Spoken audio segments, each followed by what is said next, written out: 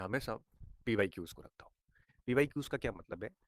जैसे आप व्याख्याता की तैयारी कर रहे हैं, तो केवल व्याख्याता के प्रश्न नहीं, पीवाईक्यूज का मतलब है जैसे आप इतिहास के विद्यार्थी हैं, तो जितने भी परीक्षाओं में, पूर्व की परीक्षाओं में, चाहे वो आईएएस का पेपर हो, चाहे प्रोफेसर का पेपर हो, चाहे वो किसी दूसरे स्टेट के प्रोफेसर या व्याख्याता के पेपर हो, या कहीं के भी हो, जितने भी पेपर उस इतिहास के हुए उस सभी का सोल्यूशन करना। ये नहीं है कि पिछले 4 साल के प्रश्न लेके आप सोल्यूशन करो, नहीं। पीवाईक्यूज का मतलब होता है कि उस विषय के वो सारे पेपर कहीं पे भी, केंद्र सरकार ने लिए हो चाहे स्टेट गवर्नमेंट ने लिए हो, किसी भी पीसीएस ने लिए हो, वो सबसे बेस्ट माध्यम होता है पीवाईक्यूज। कई बार बच्चे मुझे पूछते सर कौन सी पुस्तक ला, मैं तो कहता हूँ सारी लेके आता हूँ, और एक एक करके पीवाईक्यूज को आप सोल्यूशन करो। आप भले टेस्ट सीरीज दो, भले मॉडल पेपर दो, जब तक पीवाईक्यूज नहीं करेंगे, जब तक आप एग्जामिनर्स एग्जाम्स के पैटर्न को नहीं समझ पाएंगे, आप विषय की भाषा को समझ नहीं पाएंगे। आपको अगर सब्जेक्ट की लैंग्वेज को समझना है तो पुराने पेपर्स पढ़ने पड़ेंगे, क्योंकि देखो, सब्जेक्ट जब हम पढ़ाते हैं ना, तो दो तरीके होते हैं। टीचर जब पढ़ाता है तो अपनी बेसिक लैंग्वेज से पढ़ाता है, और एग्जाम हॉल में हमेशा किताब की भाषा पूछी जाती है। अगर आप बेसिक भाषा से अच्छे पढ़ लिए तो समझ विकसित हो जाएगी, लेकिन जब तक आपने पुस्तक की भाषा नहीं पढ़ी या प्रश्नों की भाषा नहीं पढ़ी, तो आपको ये समझ में नहीं आएगा। परीक्षा हॉल में प्रश्न आपका पढ़ा हुआ भी आएगा ना, तब आप लैंग्वेज से गच्चा खा सकते हैं। तो कोशिश कीजिए कि आप जो है वो पुराने प्रश्न जितने भी हैं, प्रीवियस ईयर्स क्वेश्चंस, वो सारे सोल्यूशन करें और ढंग से करें। भली टेस्ट सीरीज ली हो आपने, भली मॉडल दो, लेकिन ये नेसेसरी है। इससे आप, क्योंकि देखो टेस्ट सीरीज बनाने वाले लोग जो हैं, उनकी तुलना में पुराने पेपर बनाने वाले लोग हाईली क्वालिफाइड। तो मान के चलिए कि इनकी लैंग्वेज वगैरह सारी आयोगों की डिमांड के अनुसार होती है, परीक्षा एजेंसी की मांग के अनुरूप होती है। इसलिए हमें पीवाई क्यूज तो करना ही है, सबसे बड़ा माध्यम ये है। दूसरा नंबर आता है टेस्ट सीरीज का।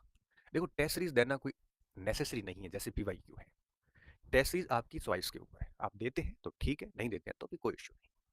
हम लोगों के समय टेस्ट सीरीज थी नहीं, मैंने एक आईएएस की टेस्ट सीरीज दी थी, लेकिन पेपर इतने टफ थे कि मार्क्स आते नहीं थे, 3-4 टेस्ट देने के बाद में हमने छोड़ दिया था, ये कहते हुए कि टेस्ट सीरीज सही लेवल की नहीं है। ये नहीं कि हमारा लेवल खराब है, टेस्ट सीरीज सही लेवल की नहीं है। ऐसे करते करते मैंने 4 एक टेस्ट देके छोड़ दी थी। तो जरूरी नहीं है ये। जरूरी क्या है? ये नेसेसरी है, ये चॉइस है आपकी। ऐसा नहीं है कि सर टेस्ट दे रहे हैं हमने पीवाई क्यों नहीं करने, तो आप गलत कर रहे हैं। तो टेस्ट सीरीज अनिवार्य नहीं है। हाँ, अगर आप चाहते हैं कि आपका आंकलन हो, आप सोचते हो कि मार्केट में आपकी क्या स्थिति है, जैसे 100-500 बच्चे बैठे हैं, उनमें से आपका क्या स्थिति है, टेस्ट सीरीज आपका आंकलन करवा देता है। और ये टेस्ट सीरीज मुझे लगता है आंकलन के लिए ही बेस्ट है। दूसरा, टेस्ट सीरीज थोड़ा टाइम मैनेजमेंट, समय प्रबंधन कर लेता है, क्योंकि ओएमआर सीट पे अगर आप ऑफलाइन देते हैं तो एटलीस्ट आपको पता चल जाता है कि आपको टेस्ट पेपर करने में कितना समय चाहिए, और आप समय के अनुसार पूरा कर लेते हैं। बाकी मैं आपको बताऊं, टेस्ट सीरीज के आप 100 टेस्ट दे दो और कोई एक परीक्षा, मुख्य परीक्षा के हॉल में जाके एक पेपर दो, बराबर माना जाता है। तो टेस्ट सीरीज आंकलन करवा सकता है, टाइम मैनेज करवा सकता है कि भाई आपको पता नहीं चलता कई बार आप 3 घंटे में इतने प्रश्न कर पा रहे हो कि नहीं कर पा रहे हो। बाकी एक मैं और बात बताऊं, टेस्ट सीरीज के सवाल परीक्षा में आए, इसका चांसेस 1% है। 100 प्रश्नों में से एक आधा सवाल आ सकता है, 99 नहीं आएंगे। देखो, भली टेस्ट सीरीज हिस्ट्री पॉइंट की हो, चाहे सक्सेस पॉइंट की हो, चाहे भारत राजस्थान की विभिन्न कोचिंग संस्थानों की, आप अगर इस उद्देश्य से टेस्ट दे रहे हैं कि इसके सवाल परीक्षा में आएंगे, तो आप गलत हैं। टेस्ट सीरीज का उद्देश्य परीक्षा में हूबहू सवाल आना नहीं है, बल्कि इसका उद्देश्य सिर्फ इतना है कि उस टेस्ट में पार्टिसिपेट करने वाले स्टूडेंट्स में आपका लेवल कितना है।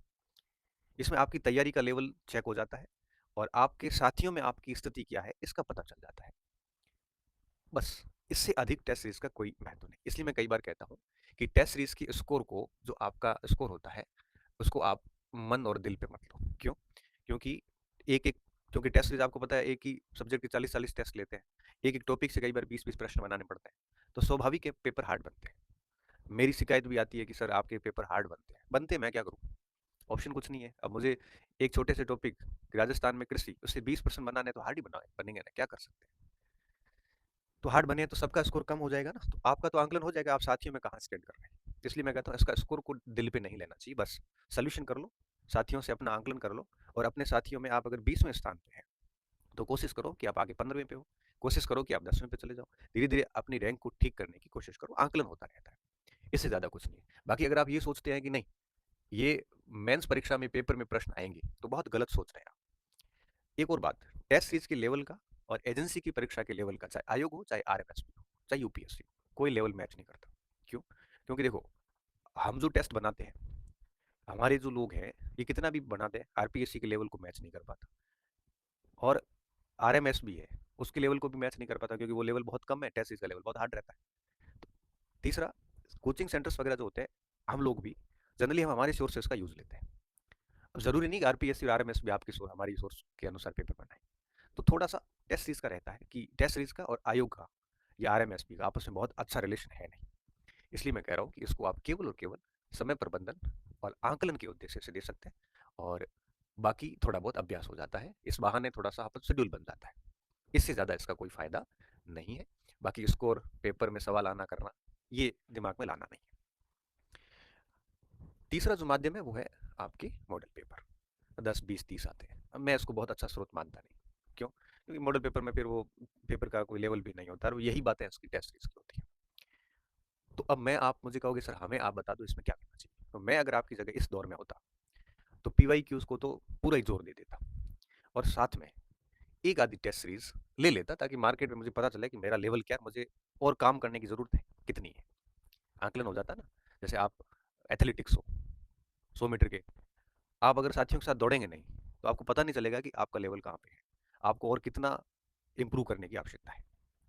तो थोड़ा सा आंकलन के लिए ऐसे ले लेता टेस्ट वगैरह, और टेस्ट भी ऐसा जो या तो वीकली हो, या फोर्टनाइटली हो, या मंथली हो। डेली वाला तो मैं कभी नहीं करता, क्योंकि डेली वाले में प्रेशर बना ही रहता है दिमाग में, और हर दिन टेस्ट के चक्कर में आदमी पिछड़ जाता है।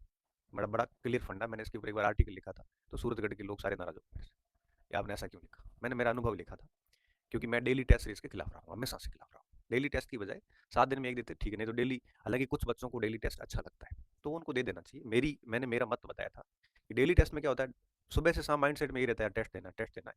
फिर वो पूरा दिन वही पढ़ते हैं, फिर दूसरे दिन भी वही सेम कंडीशन आती है, फिर वो क्या है कि समग्र तैयारी नहीं कर पाता, और फिर रैंक ऊपर नीचे होती है, तो टेंशन और हो जाती है। तो इससे अच्छा है कि 7 दिन में एक टेस्ट दे दो, बात खत्म। टेस्ट सीरीज को इतना ज़्यादा सीरियस लेना नहीं चाहिए, मतलब पेपर बैठो बढ़िया, सारी चीज़ें अच्छे से करो, इंप्रूवमेंट की कोशिश करो, ये करना ना चाहिए। इससे क्या होता है कि थोड़ा सा वीकली हो या मंथली हो, तो वो थोड़ा बढ़िया रहता है, अपना बहुत क्लियर फंडा है।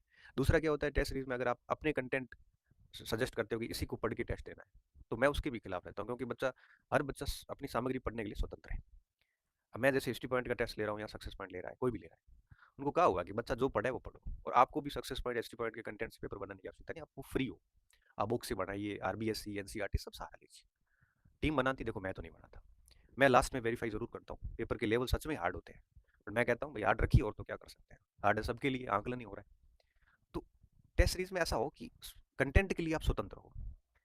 कई जगह कंटेंट के लिए भी डाला जाता है कि नहीं ये किताबें पढ़नी है, फिर वो क्या होता है, कोचिंग और लेखकों के बीच में आपस में टाई अप हो जाता है, उनका कमीशन चले जाते हैं इस तरह से।